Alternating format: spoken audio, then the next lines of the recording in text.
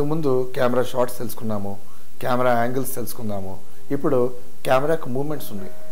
Camera moments కూడా చాలా important. ఎందుకంటే డైరెక్ట్ ఒక షార్ట్ కంపోజ్ చేసినప్పుడు షార్ట్స్ ఐడియా ఉండాలి, యాంగిల్స్ ఐడియా ఉండాలి, దాంతోపాటు కెమెరా మూమెంట్స్ కూడా ఐడియా ఉండాలి.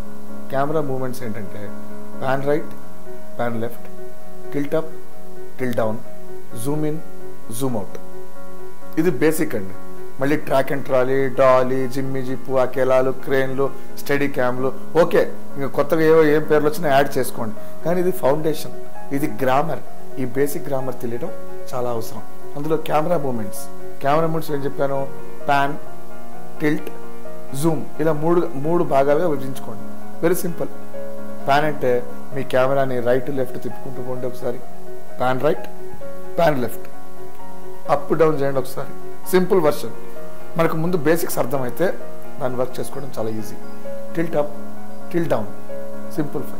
Zoom in, zoom out. ఒక ఆబ్జెక్ట్ కావచ్చు, ఒక పర్సన్ కావచ్చు, దగ్గరగా చూపించడం, దూరంగా చూపించడం, వీటిని త్రూ కెమెరా ద్వారా చేస్తే జూమ్ ఇన్, జూమ్ అవుట్ అని అంటారు. మిగతా ట్రాక్ అండ్ ట్రాలీ, ఇంకా జిమ్మి జీపులు, అకేలాలు, క్రేన్లు, అది ఏం యాడ్ చేసినా అది కూడా కెమెరా మూమెంట్స్ కిందకే వస్తుంది. So basic camera shots, basic camera angles, basic camera moments idea వచ్చాయనుకుంటాను.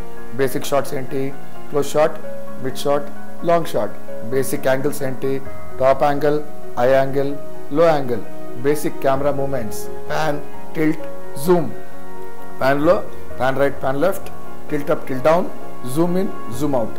ఈ వీటిని ఎప్పుడంటప్పుడు వాడకుండా జాగ్రత్తగా వాడడమే చాలా ఇంపార్టెంట్. ఎందుకంటే ప్రతి మూమెంట్కి ఒక ఇమోషన్ ఉంటుంది.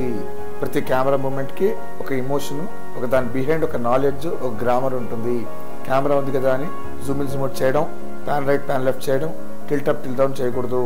సో కీప్ ఇన్ మైండ్, ఒక షాట్ మనం ప్లాన్ చేస్తున్నప్పుడు కెమెరా మూమెంట్స్ కూడా తెలుసుకోవడం చాలా ఇంపార్టెంట్.